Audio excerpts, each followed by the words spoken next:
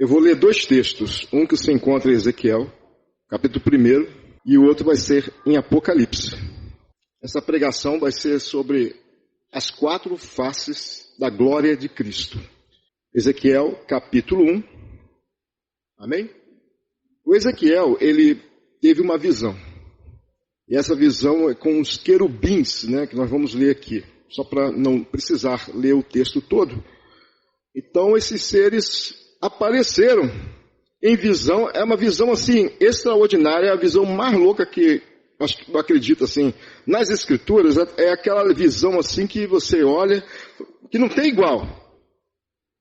Dos 4 querubins, cada um tinha 4 rostos, cada um tinha 6 asas, e vamos ler isso aqui, versículo 7. Vou ler versículo 5. No meio da nuvem saía a semelhança de 4 seres viventes, cuja aparência era esta, tinha a semelhança de homem. Cada um tinha 4 rostos, como também 4 asas. As suas pernas eram direitas, planta de cujos pés era como a de um bezerro, e luzia como o brilho de bronze polido. Debaixo das asas tinham mãos de homens, e aos quatro lados. Assim todos os 4 tinham rostos e asas. Estas se uniam uma à outra e não se viravam quando iam. Cada qual andava para sua frente. A forma do seu rosto era como a de homem. A forma do seu rosto era como o de homem. À direita. Os 4 tinham rosto de leão. À esquerda, rosto de boi e também o rosto de águia.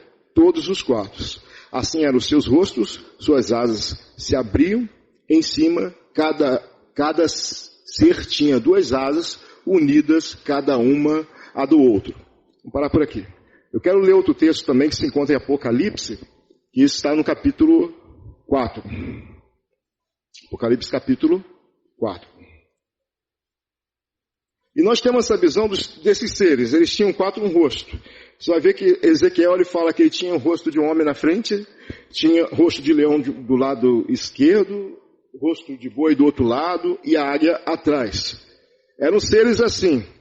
E Deus ele tem mostrado essa visão, mas essas visões desses animais têm significado, né? É uma mensagem, mostrando o caráter de Deus, mostrando quem Deus é. E nós vamos ver isso também que se encontra Apocalipse capítulo 4, versículo 6. Amém? Há diante do trono um como que um mar de vidro semelhante ao cristal. E também ao meio do trono e à volta do trono 4 seres viventes cheios de olhos por diante e por detrás. O primeiro ser vivente é semelhante ao leão. O segundo semelhante ao novilho. O terceiro tem um rosto como o de homem, e o 4º ser vivente é semelhante à águia quando está voando.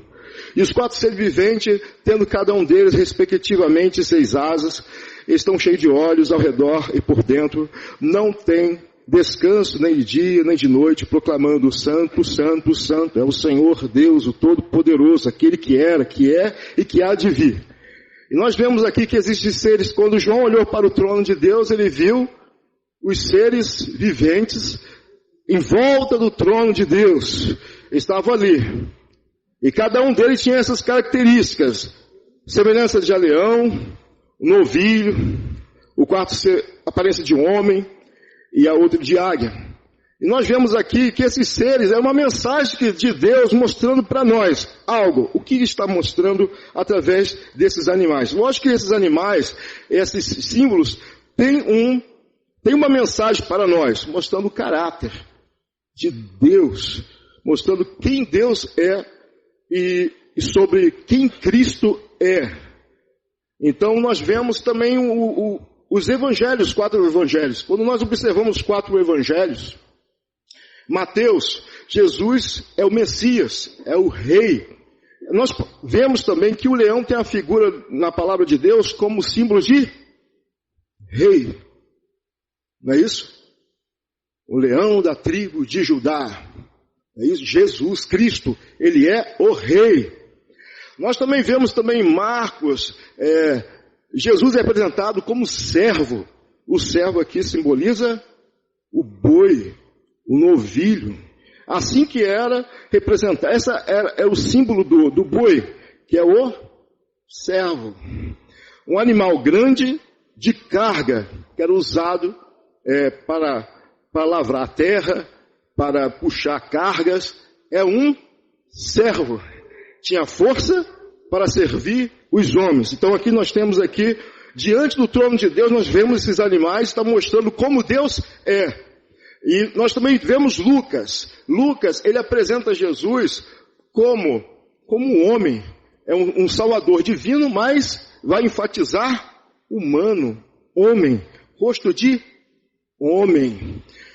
João apresenta Jesus como filho de Deus, mostrando a águia, aquele que está, o meu reino não é desse mundo. Jesus vai falar isso em João, meu reino não é desse mundo. Pensar nas coisas que são de cima, a águia nos céus. Então nós vemos aqui algumas características desses animais. E quando João olha para o trono de Deus, ele vai ver esses seres rodeando o trono. O leão, o novilho, a águia, né?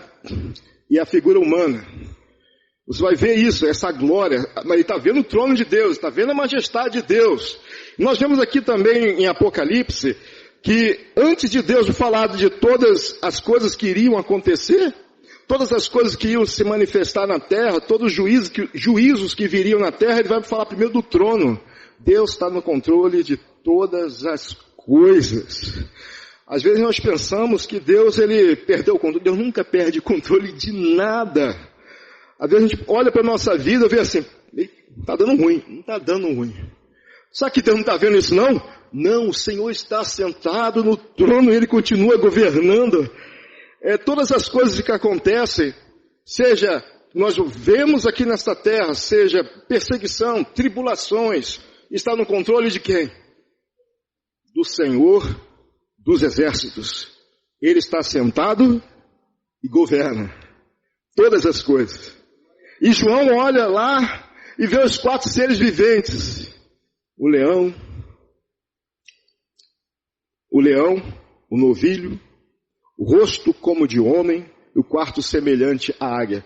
Cada ser, cada animal vai simbolizar uma aparência de Cristo, como rei, como servo, como humano, como filho de Deus, aquele que está sentado nos céus, aquele que o reino não é deste mundo.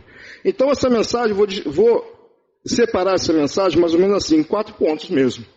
Seria o homem, o leão, o boi e a águia. São coisas que nós temos que aprender com Cristo. O que Ele nos ensinou, como Ele nos apresenta o Evangelho, como devemos viver de acordo com essa terra, de acordo com essa mensagem. E nós vemos que isso está na eternidade, no trono de Deus, é algo que Deus está mostrando para nós. Esse é o nosso Senhor Jesus Cristo.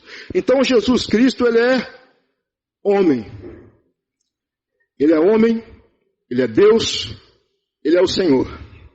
E a humanidade de Cristo é algo muito importante para qualquer cristão. A humanidade saber que Ele não é apenas Deus, mas Ele também se fez homem. Isso aqui é algo muito importante, que não pode ser separado da fé cristã. A humanidade de Cristo, Ele permanece homem até hoje. Se você for olhar para o céu, se você puder ter um vislumbre da glória de Deus, você vai ver um homem sentado com todo o poder e com toda a autoridade nos céus, acima dos anjos, acima de qualquer principado e potestade. Esse é Jesus, é um homem, o homem mais poderoso de todos, Jesus Cristo. Ele permanece humano. Ele permanece o primeiro homem que ressuscitou e que nunca mais vai morrer. Depois seremos nós. Olha que coisa maravilhosa. Ele está lá, inaugurou o caminho, está lá como ressuscitado, assentado no trono eterno, e você está indo depois se você continuar nesse caminho, se você continuar servindo a Cristo, o teu destino é a glória. É como foi cantado aqui, não haverá mais dor, não haverá mais choro, não haverá mais noite, não haverá mais nada disso. Porque basta continuar olhando para Jesus Cristo. Isso é maravilhoso. Essa é a grande promessa da vida eterna, da salvação, da paz que não tem fim. Por mais que você esteja atribulado nessa noite, hoje eu entrei aqui atribulado, angustiado, senti uma dor terrível no joelho, até que melhorou. Um sentido terrível, terrível. Eu falei, meu Deus, não vou pregar. Até pensei, não vou pregar não, até pensei nisso. Mas, um dia, qual é a promessa? Não haverá mais dor, angústia, perturbação, passará. Porque Ele já inaugurou o caminho, já é certo, é fiel à palavra de Deus, acontecerá. Um dia Ele voltará com poder e grande glória. Jesus, João ele vai falar para nós da seguinte maneira, o princípio era o verbo estava com Deus, e o verbo era Deus, Jesus é Deus. E o verbo estava com Deus, Ele é o próprio Deus. No versículo 14 fala assim, o verbo se fez carne e habitou entre nós, cheio de graça e de verdade. Vimos a sua glória, glória como do unigênito do Pai. O verbo, o próprio Deus, se fez carne. Isso aqui não pode ser negado. Na época do apóstolo João, no princípio da igreja, existia uma filosofia, né, uma cosmovisão naquela terra grega, que é chamado docetismo, que significava que eles não aceitavam, os gregos não aceitavam a humanidade de Cristo, porque eles entendiam que tudo que é material, tudo que é deste mundo era imperfeito. E sendo Deus perfeito, não poderia se fazer carne. Por isso que o apóstolo Paulo, ele vai dizer que nós pregamos Cristo crucificado, que é escândalo para os judeus e loucura para os gregos, porque eles não aceitavam essa ideia de que Deus se fizesse carne. O próprio João ele vai falar depois que todo aquele que diz que Jesus Cristo não vem em carne é o espírito do anticristo. Ele fala sobre isso.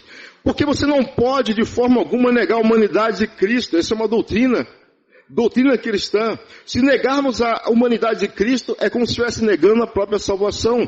Porque foi necessário que um homem morresse por todos os homens. E se não houvesse esse homem que morresse por todos os homens, não haveria salvação.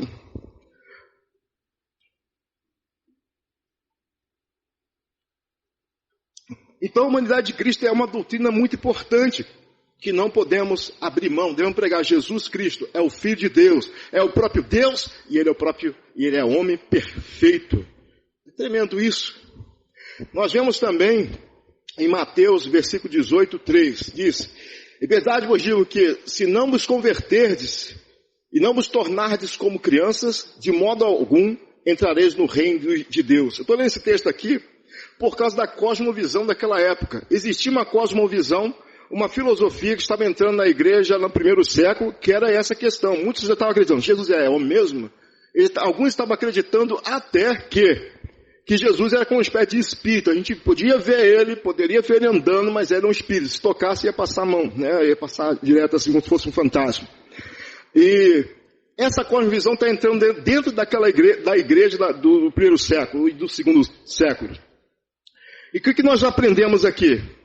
Que muitas vezes o mundo vai apresentar cosmovisões, vai apresentar forma de ver, de entender a realidade do mundo que vai entrar dentro da igreja.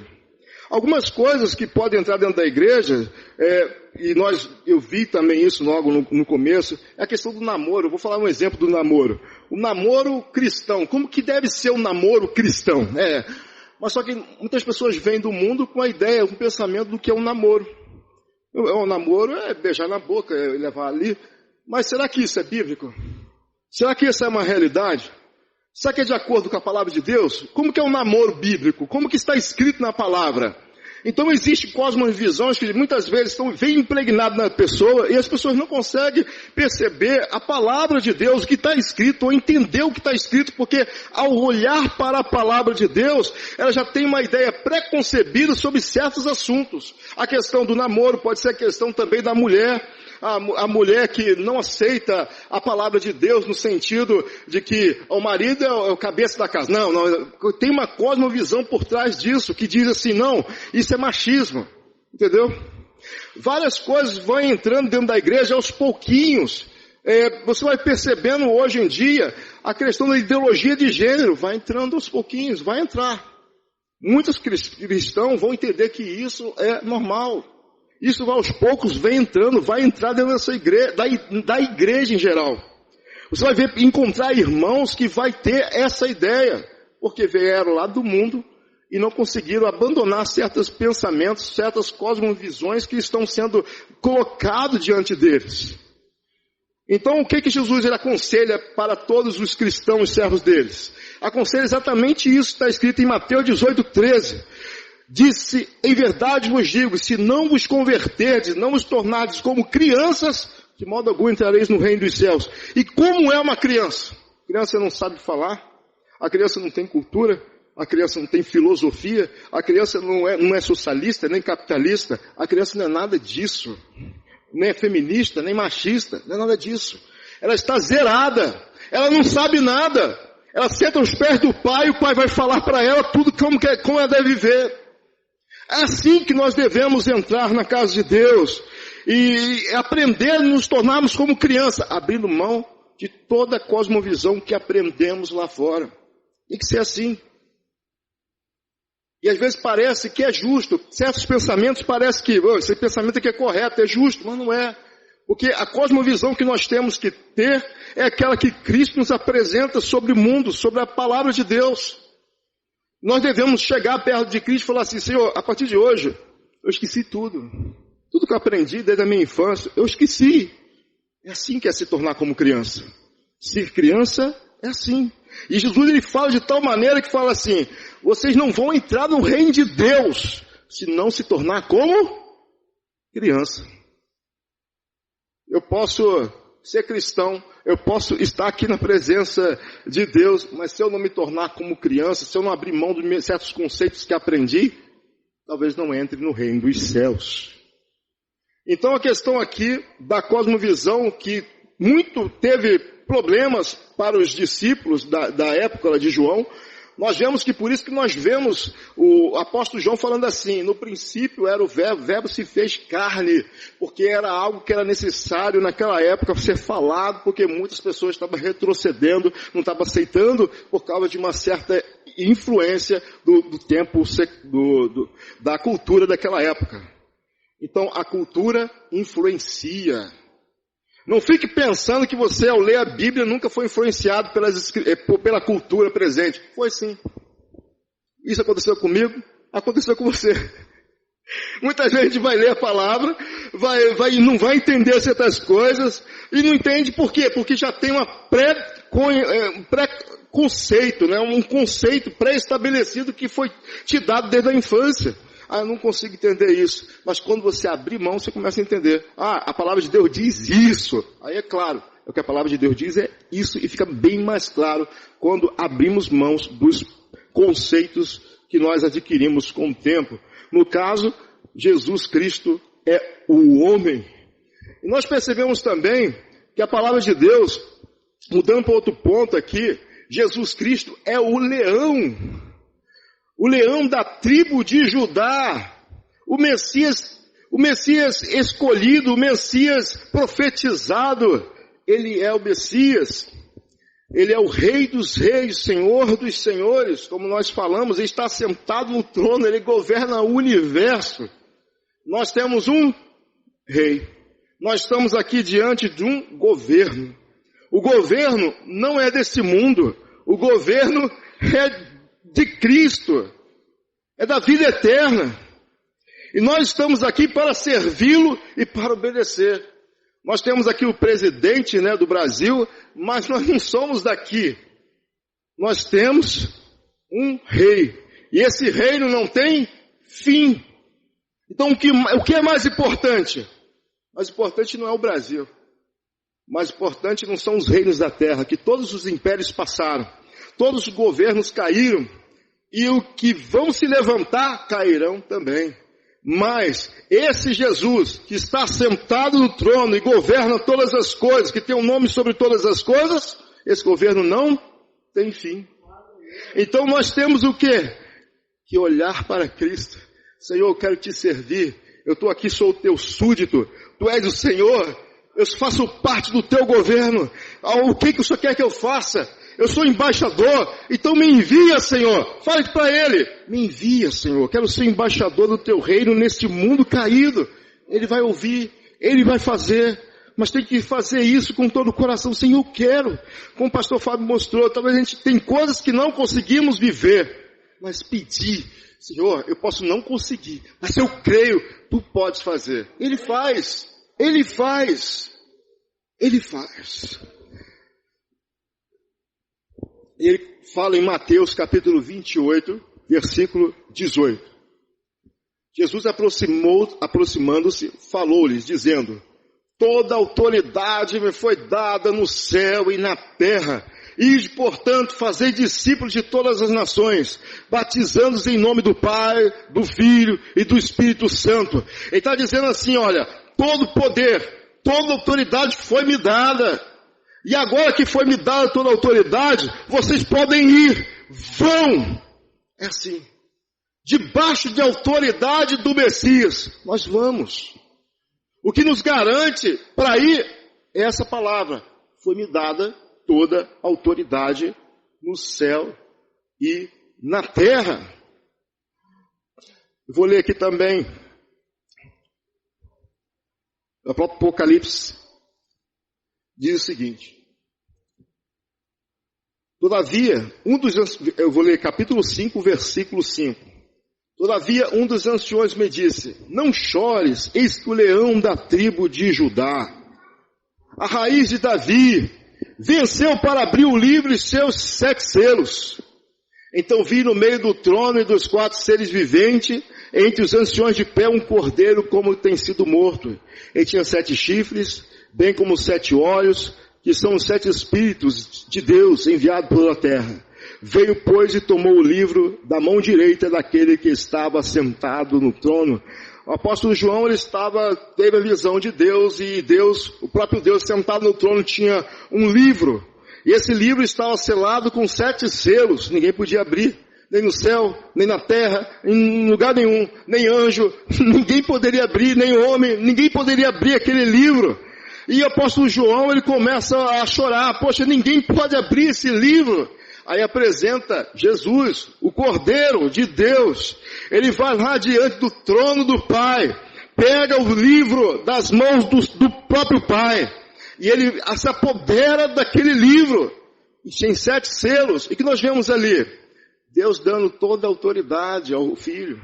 Ali tem o plano do Pai para a humanidade. Quem poderia fazer e executar era o próprio Cristo. Só Ele poderia fazer, mais ninguém. Só Ele poderia abrir os livros. Só Ele poderia fazer com que a história avançasse. Jesus Cristo. E nós vemos aqui a autoridade, o poder de Cristo, ao receber do próprio Pai o plano, todas as ordenanças do governo ao Filho. Toma, meu filho. Pode governar. Toma nas suas mãos, pode abrir os selos. E cada vez que você vai ver Jesus abrindo os selos, a história vai desenrolando. As coisas vão acontecendo até o tempo do fim. Então quem está no controle, desde o começo ao fim, é o próprio Cristo. Porque Ele tem todo o poder, a autoridade e o controle da história.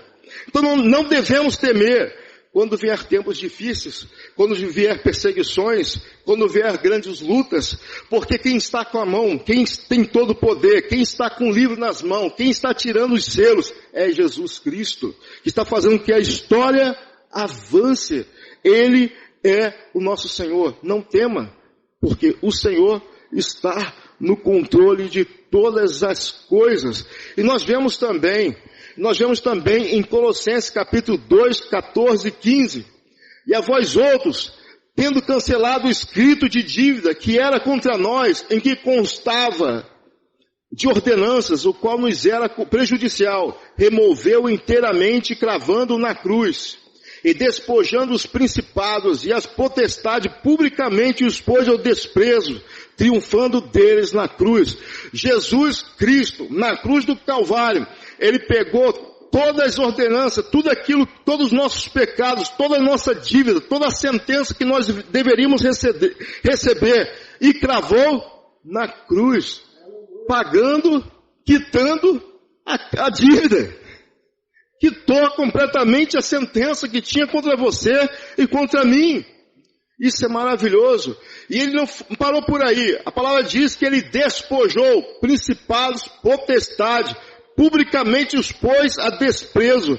Ou seja, é como se fosse um grande rei, um grande general que foi para uma batalha, como os soldados romanos faziam. Ao ir para uma batalha, ele pegava todos os vencidos, tirava toda a roupa e eles iam marchando atrás de soldados e envergonhados. Ou melhor, na frente, e envergonhado, e todo mundo louvando, né, aquele grande general. Foi assim que Jesus fez com o diabo. Satanás despojou, tirou suas armaduras, tirou toda a sua força. Jesus é o nosso Senhor. Como que isso funciona? Funciona que ao cancelar a dívida, perdeu o poder de acusação, dizer, você não tem direito de entrar no reino dos céus. O diabo, como acusador, poderia acusar, como fez com Jó. Como fez com Jó.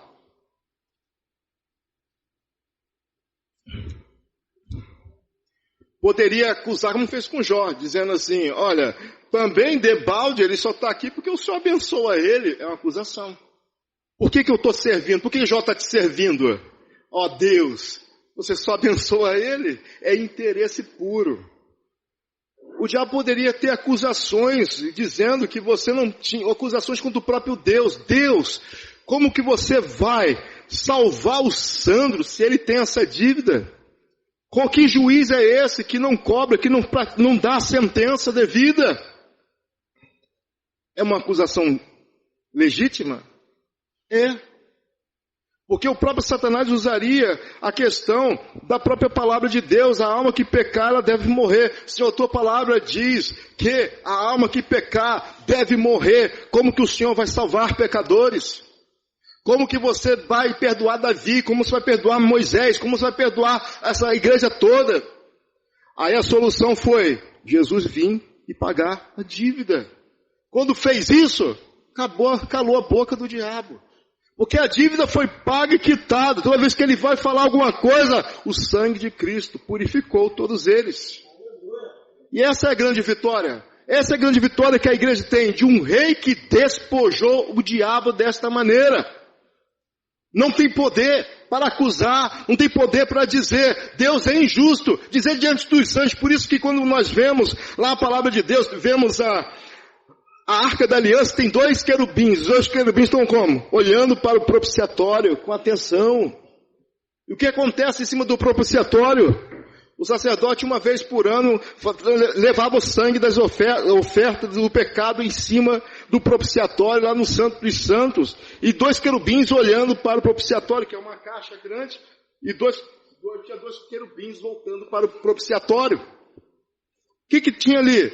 O interesse dos anjos. Olha, os homens pecaram, Deus é justo, como que ele vai salvar pecadores? A resposta foi Jesus Cristo.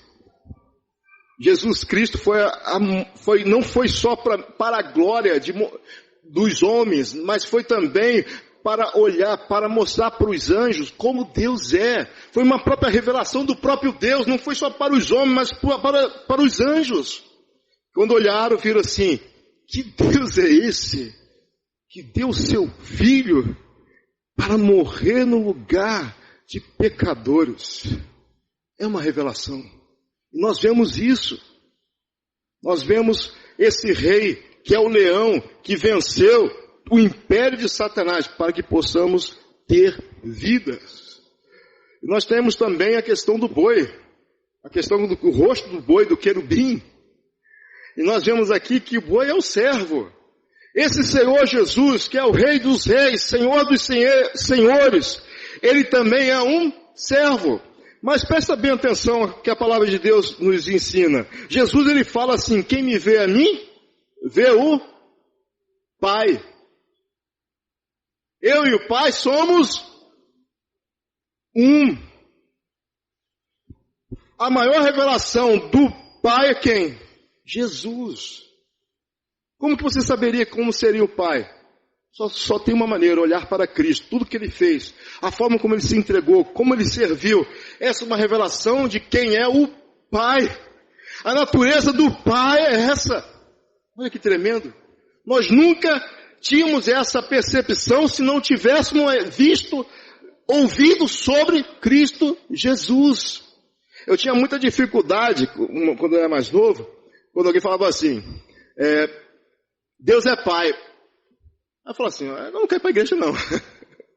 Se falar que Deus é Pai, vem para a igreja, vou nada. Deixa Ele ser Pai para os outros, porque eu não quero não. Porque eu tinha uma ideia de pai distorcida. Meu pai foi presente, mas ausente. Não tinha a questão de conversar, não tinha só cobrança. Então, peraí.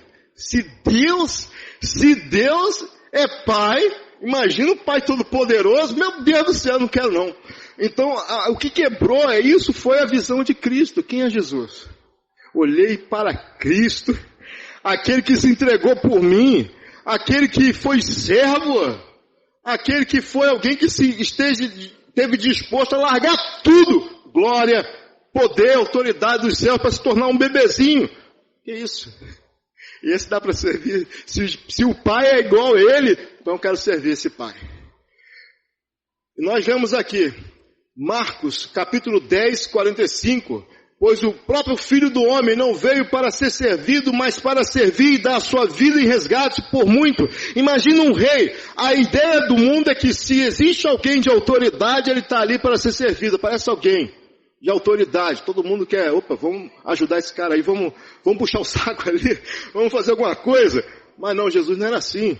Jesus, sendo o Rei dos Reis, ele estava aqui para servir as pessoas, servir os homens, ajudar as pessoas a serem salvas. Uma vez eu estava dando estudo na escola dominical, e eu estava ali, dando um estudo, e alguém me pegou de surpresa.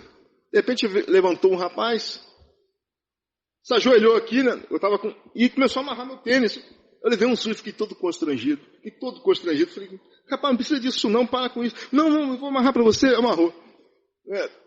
Aquilo me deixou constrangido. Agora imagina Jesus vindo com uma bacia de água nos teus pés assim. Rapaz, tu pé tá sujo, eu vou se ajoelhar aqui. Imagina lá. Jesus se ajoelha aqui. Mas como você se sentiria? Peraí. Não. É algo... E Jesus, ele é desse jeito. Ele fez isso para mostrar a sua natureza. Eu sendo mestre e Senhor, fiz isso, para que vocês façam um com os outros. É isso que Cristo, ele tem nos ensinado. O Rei dos Reis, Senhor dos Senhores, aquele que está sentado nos céus, ele permanece sendo um servo. Como você vai ver no próprio trono de Deus em Apocalipse. O boi continua lá, o novilho continua lá. Aquele que serve. A natureza de Deus continua sendo essa. Sendo o Rei Todo-Poderoso, glorioso, majestoso, mas continua sendo humilde. Capaz, ele é tão humilde, eu fico imaginando isso. Como que Deus pode me ouvir? Que é humilde. Porque se não fosse, eu vou ouvir o santo nada, nem mais o que fazer. Não é assim? Desse jeito. Então o que nós temos que aprender com Cristo, com a palavra de Deus é isso. Se Deus te ouve, então ouça o teu irmão. É chato, mas ouça o teu irmão. Mas aquele irmão é chato, tem que falar um montão de vezes. Aprenda a ouvir. Porque o nosso Deus nos ouve. Ouve a nossa oração. E nós vemos também para terminar.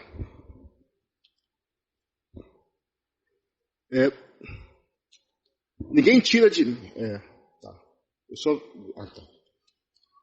A águia, né? A questão da águia. Agora o último, a águia. A questão do céu. Jesus, ele disse para Pilatos, ele disse assim: o meu reino não é deste mundo.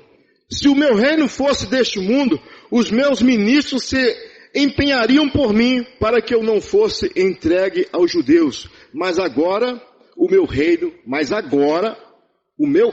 não é daqui, mas agora. Então nós vemos aqui que Jesus foi bem claro. Olha, esse mundo aí, eu estou nesse mundo, mas o meu reino não é aqui.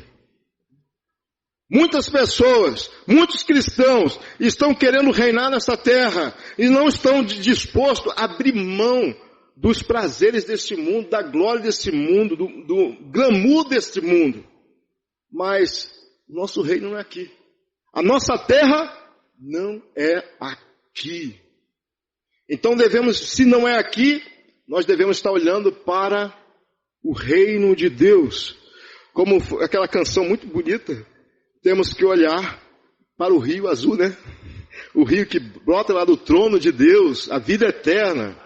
É lá que nós devemos colocar toda a nossa esperança. O nosso coração deve estar na nossa pátria, não aqui. A nossa pátria não é o Brasil. Não é. Você nasceu nesse mundo, mas você não é daqui. A nossa pátria é a celestial.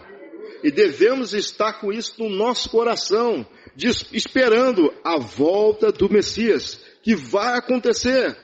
E a qualquer momento. Eu vou ler aqui também João capítulo 15, versículo 19. Se vós fosseis do mundo, o mundo amaria o que era seu. Como todavia não sois do mundo, pelo contrário, dele vos escolhi, por isso o mundo vos odeia. Então quando Cristo te escolheu, te levantou, te chamou, Ele colocou, esse mundo não é mais seu.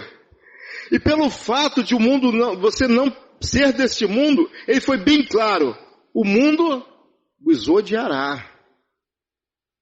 Se você é um cristão e muitos te amam, e você não vê nenhuma pessoa olhando para você com certa raiva, olha, esse cara é crente chato, tem alguma coisa errada com a tua fé. Tem alguma coisa errada com você. Porque o normal é que o mundo te odeie. Porque você está carregando o nome de Jesus. E devemos estar olhando para isso. Olha, o meu mundo não é esse. Tem isso bem na nossa mente, no nosso coração. Minha terra não é aqui. Eu estou passando. Eu posso ter casa, carro, mas isso aqui é só provisório. É como se fosse tendas. Eu estou usando essa tendinha aqui, mas eu estou indo para a glória de Deus. Estou indo para o novo céu e nova terra. E por último aqui, se nós somos a questão da águia, né? Portanto, se foste ressuscitado juntamente com Cristo, buscai as coisas lá do alto, onde Cristo vive, assentados à direita de Deus. Pensai nas coisas lá do alto, não das que são aqui da terra. Então nós temos que ter essa mente, esse pensamento, olha, eu quero pensar nas coisas do alto. Quantas vezes nós estamos pensando nas coisas do alto? Ou será que gastamos mais tempo com pensamentos sobre a terra, sobre como construir mais casas, para como construir mais imóveis, ou como colocar mais conforto para a gente aqui? Será que nós estamos assim? Se a nossa casa não é aqui, então nós não devemos fixar acampamento permanente aqui. Temos que estar sempre disposto, olha, eu estou pensando lá no alto, eu estou pensando lá na glória, minha casa não é aqui, meu rei está nos céus, eu estou indo para lá. Eu não vou fixar residência fixa aqui. Aqui o que eu tenho é apenas uma tenda provisória. Lá é que eu vou. E nós devemos passar esse tempo em todo momento pensando nas coisas que são de cima e não nas coisas que são da terra. Amém, irmãos? Eu vou terminar aqui, que já são 7h15. Eu vou fazer uma oração, entrego para o pastor. Senhor, Deus, nós estamos aqui na Tua presença, buscando a Tua face. Nós queremos, Senhor Deus, ser como teu filho. Senhor, ter esse coração voltado para ti, pensar no reino, pensar nas coisas que são do alto, Senhor, ser um servo, Senhor, andar de acordo com a tua vontade. Opera no nosso meio, transforma o nosso coração, manifesta o teu poder, Senhor Deus, no nosso coração. Senhor Deus, incendeia a nossa alma com teu amor, a ponto de a gente não ficar pensando em outras coisas, nem ficar preocupado demais com essa terra, mas ficar preocupado com o teu reino. Ó, Senhor Deus, preparando o caminho do Senhor, como fez João Batista aqui nessa terra. Ó Deus, nos ajuda, nos capacita, nos fortalece, abençoa teu povo, renova nossas forças, que nossas mentes venham a estar fixadas em ti. É isso que eu te peço, meu Deus e meu Pai, em nome de Jesus, amém.